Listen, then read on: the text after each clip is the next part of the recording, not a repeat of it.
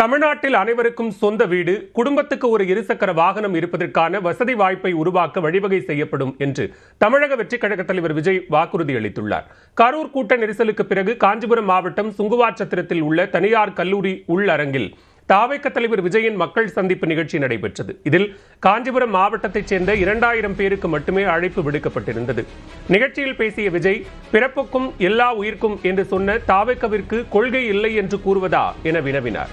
திமுகவை இன்னும் விமர்சிக்கவே ஆரம்பிக்கவில்லை என்று கூறிய விஜய், அதற்குள் தங்களை பற்றி அவதூறுகளை வீசுவதாக குற்றம் சாட்டினார். மேலும் பொதுமக்கள் நலனில் தமிழக வெற்றிக் கழகத்தின் தொலைநோக்கு பார்வை என்ன என்றும் விஜய் பட்டியலிட்டார். எல்லாருக்கும் நிரந்தரமான வீடு இருக்கணும்,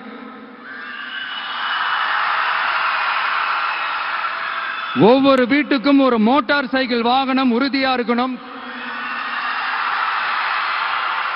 காரும் தான் லட்சியம். அதுக்கான வசதி வாய்ப்பை உருவாக்குற அளவுக்கு பொருளாதார வளர்ச்சிக்கு வழியை உண்டாக்கணும்.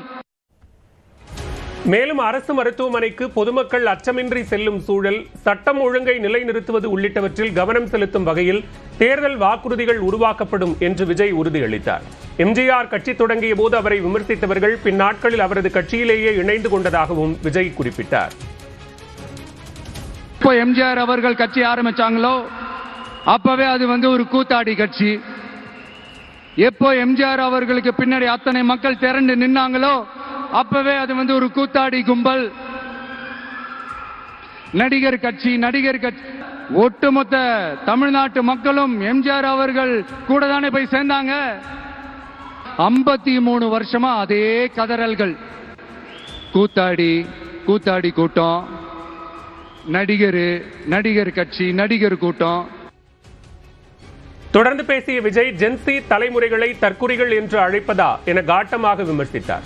மேலும் திமுக நடத்திய அறிவு திருவிழாவில் பேசிய எம்எல்ஏ எழிலனை மறைமுகமாக குறிப்பிட்ட விஜய், தங்களுக்கான ஆதரவு குரல் தொடர்ந்து அதிகரிக்கும் என்று கூறினார். இவங்கெல்லாம் யாரும் இங்க தற்குறிகள்லாம் கிடையாது. இவங்க எல்லாரும் தமிழ்நாட்டு அரசியலோட ஆச்சரியக்குறி. இவங்க எல்லாரும் தமிழ்நாட்டு அரசியலோட அந்த மாற்றத்திற்கான அறிகுறி. சும்மா லாஜிக்கே இல்லாம தற்குறி. என்னடா இது இப்படி ஆகி போச்சு? டிவிகேக்கு சப்போர்ட் பண்ற மாதிரி நம்ம கட்சியிலிருந்தே ஒரு குரல் வருதுன்னு சொல்லி தலைமையில ஃபுல்லா கன்ஃபியூஷன். அந்த கன்ஃபியூஷன் இதோட நிக்காது. அந்த ஆதரவு குரல் ஒரு வீடு விடாம, ஒரு இடம் விடாம, எல்லா இடத்திலையும், எல்லா வீட்லயும் இன்னும் பலமா எதிரொலிக்குதான் இல்லையான்னு பாருங்க. சும்மா பிளாஸ்ட் தான். மர்மயோகி படத்தில் எம்ஜிஆர் பேசிய வசனத்தை மேற்கோள் காட்டிய விஜய், தன்னை ஏன் தொட்டோம் என்று வருத்தப்படுவார்கள் என குறிப்பிட்டார். குறி வைத்தால் தவற மாட்டேன், தவறுமானால் குறியே வைக்க மாட்டேன்.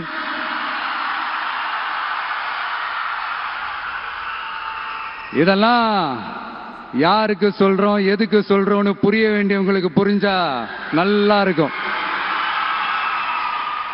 ஏண்டா இந்த விஜய தொட்டோம்?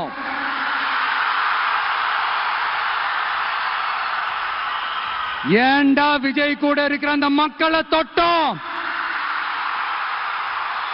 நினைச்சு ஃபீல் பண்ண போறீங்க. கரூர் கூட்ட நெரிசல் சம்பவம் குறித்து எதிர்காலத்தில் பேசுவதாக தெரிவித்த விஜய், விரைவில் பொதுவெளியில் மக்களை சந்திக்க உள்ளதாகவும் தெரிவித்தார்.